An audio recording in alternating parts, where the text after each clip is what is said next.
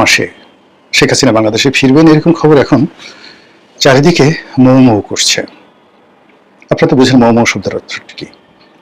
যখন কোনো একটি আকর্ষণীয় গন্ধ, কোনো একটি আকর্ষণীয় বর্ণ, বা কোনো একটি যাকে বলে উৎসবের আমেজ, অথবা ভীতিকর কোনো একটি বিষয় চারিদিকের সবকিছু প্রকৃতি এবং পরিবেশকে রীতিমতো উত্তেজিত রাখে, তখন বাংলা ভাষায় সেটিকে বলা হয় মৌ মৌ করছে।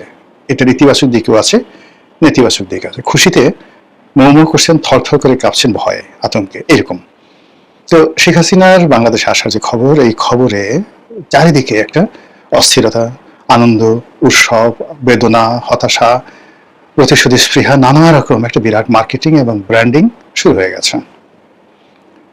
আর তারই প্রেক্ষিতে নানা রকম কথাবার্তা হচ্ছে, গল্প হচ্ছে, উপন্যাস হচ্ছে, কবিতা হচ্ছে, ইলিউশন হচ্ছে।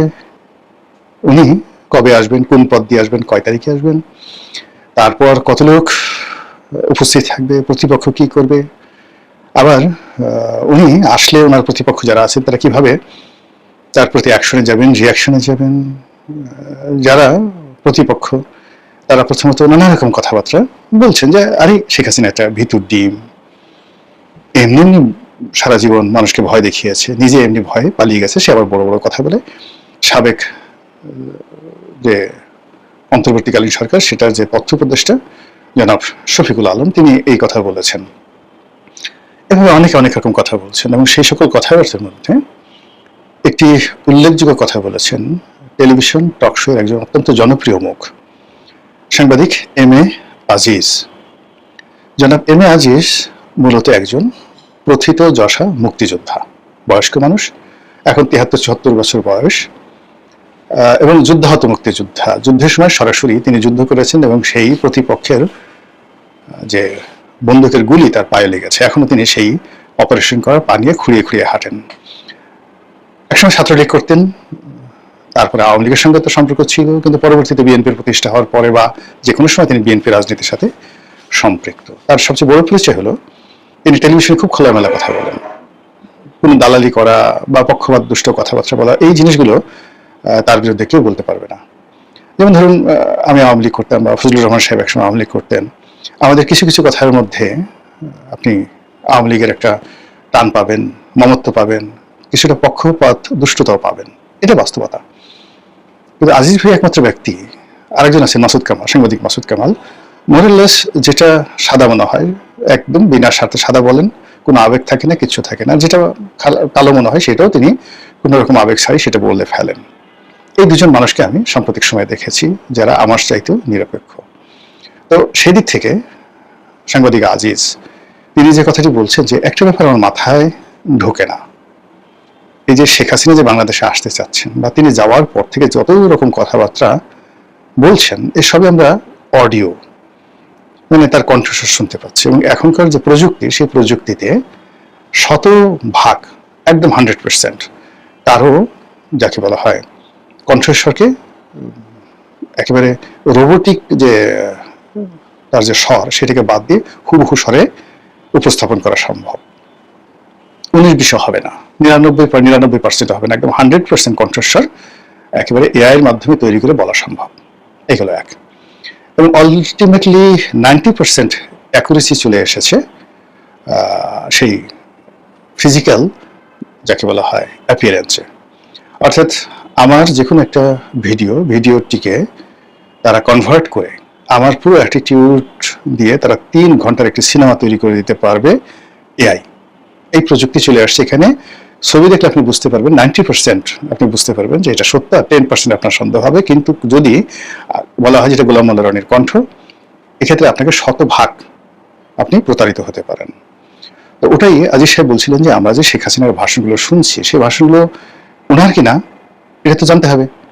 এমনও তো হতে পারে তিনি অসুস্থ, তিনি মরে গেছেন, তাকে মেরে ফেলা হয়েছে, তিনি আর নেই, এখন তাকে অস্ত্র হিসেবে ব্যবহার করে এই কাজগুলো করা হয়েছে, এরকম একটা কথা আমি শুনলাম একটা টেলিভিশন টক শোতে তিনি বলেছেন।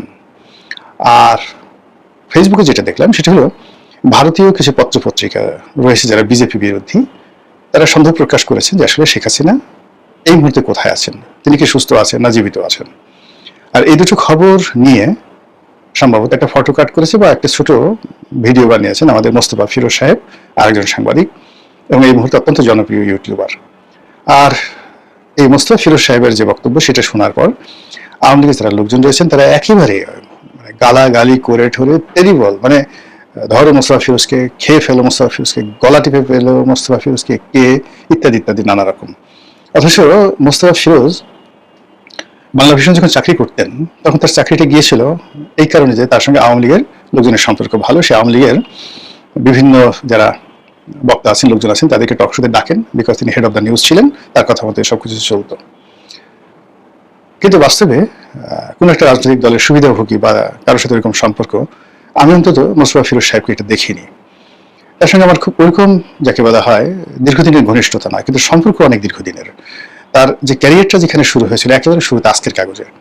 তো আমি আজকের কাগজের একটা বিভাগের চিফ ছিলাম, সম্পাদকীয় একটা পৃষ্ঠার এডিটর ছিলাম। আর ওনারা সবাই এই মোস্তফা ফিরোজ, নঈম নিজাম, ওনারা সবাই রিপোর্টিং ডিভিশনে কাজ করতেন, খুবই জাদরেল স্টাফ রিপোর্টার ছিলেন। সেখান থেকে যখন টেলিভিশনগুলোতে এলেন, সেটা একুশে টেলিভিশন, এনটিভি, মানে এজ এ রিপোর্টার হিসেবে তারা রাতারাতি মুন্নি সাহা তারকা খ্যাতি পেয়ে গেলেন। তারপর তো মানে তাদের আর মানে যাকে বলে পিছনে ফিরে তাকাতে হয়নি। সাম্প্রতিক সময় গত করোনার পর থেকে আমিও যখন ইউটিউবিং করছি, মোস্তফা ফিরোজ সাহেবও ইউটিউবিং শুরু করেছেন, ওর পর থেকে আমাদের মধ্যে একটা অ্যাডাপশন সম্পর্ক, পারিবারিক সম্পর্ক সেটা গড়ে উঠেছে। তো এখন তো আলাপ আলোচনায় তাকে একজন ভদ্রলোক বলে মনে হয়েছে।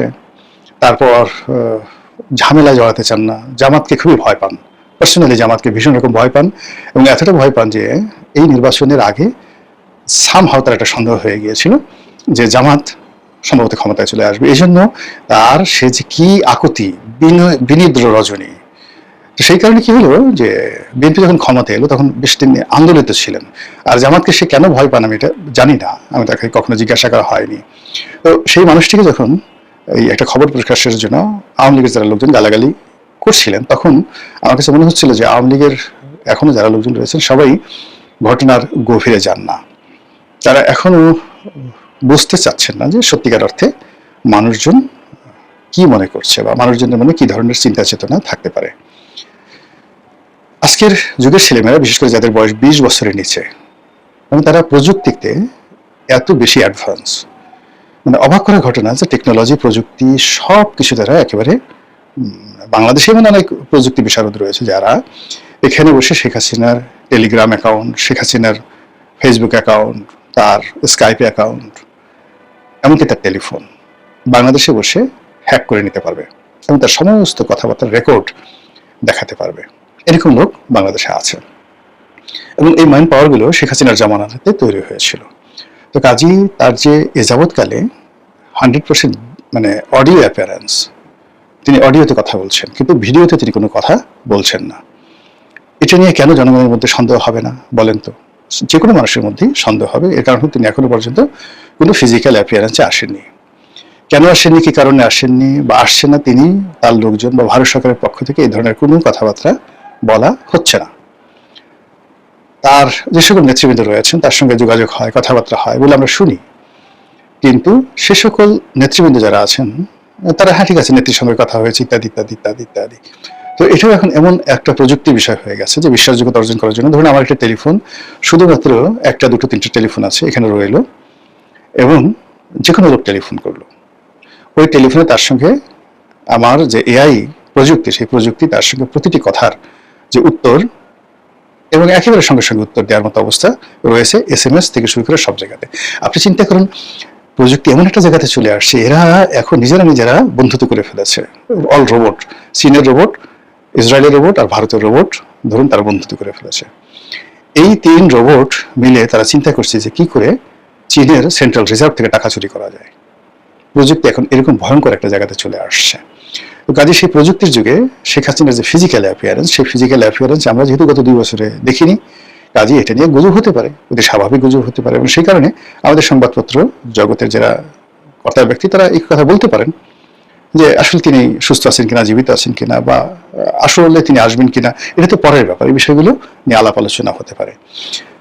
তো ঘটনা যাই হোক না কেন, মূল ব্যাপারটা হলো যে তিনি যদি কৌশলগত কারণে নিজেকে না দেখান, তারও অনেক যুক্তি যেভাবে আছে, আবার ধরুন তার একেবারে তাকে নিজের সন্দেহ করা আছে, তার কোনো অস্তিত্বই নেই, তিনি অসুস্থ বা তিনি নেই বা তিনি দুনিয়া থেকে ইন্তেকাল করেছেন, ইন্না লিল্লাহি ওয়া ইন্না ইলাইহি রাজিউন। এবং সেক্ষেত্রে যে সকল কথাবার্তা হচ্ছে সেটা এক ধরনের বিজনেস হতে পারে, ভারতের একটা পলিসি হতে পারে, আওয়ামী লীগের টিকা থাকার একটা পলিসি হতে পারে, ইত্যাদি ইত্যাদি নানা রকম কারণ হতে পারে। কিন্তু রাজনীতির মতো একটা ট্রান্সপারেন্ট বিষয়ে এই বিষয়গুলো সরাসরি না বললে অনেক সমস্যা তৈরি হয়ে যায়। তাছাড়া মানবজাতির ইতিহাসে এখন নয়, সে আদিকাল থেকেই জনপ্রিয় প্রভাবশালী যারা ব্যক্তিবর্গ রয়েছেন তারা হয়তো অনেক সময় মারা গেছেন, কেউ যুদ্ধক্ষেত্রে বা কোনো পরিবেশ পরিস্থিতিতে। এরপরে ক্ষেত্র বিশেষে 2 বছর, 3 বছর, 4 বছর, 5 বছর পর্যন্ত সেই তথ্য গোপন রাখা হয়েছে। প্রাসাদের মধ্যে ছিলেন, কবর হয়ে গেছে, কিন্তু বাইরের লোক জানতে পারেনি। এর মধ্যে নতুন ধরুন রানী গর্ভবতী, বাচ্চা হয়েছে, প্রসব হয়েছে, 5 বছর তার বয়স হয়েছে, এরপর হঠাৎ একদিন ঘোষণা দিয়ে তারপর সেই নবজাতককে বা শিশুকে সিংহাসনে বসানো হয়েছে। এরকম অসংখ্য ঘটনা ঘটেছে। তো কাজী এই যে শেখ হাসিনাকে নিয়ে আলোচনা হচ্ছে, এটার ইতিবাচক দিক আছে, নেতিবাচক দিক আছে। আমি ইতিবাচকও বললাম না, নেতিবাচকও বললাম না, কিন্তু যে বিষয়গুলো নিয়ে তিনি এই কথা বলার পরে আলোচনা সমালোচনা হচ্ছে তারই একটা অংশ আপনাদের কাছে তুলে ধরলাম।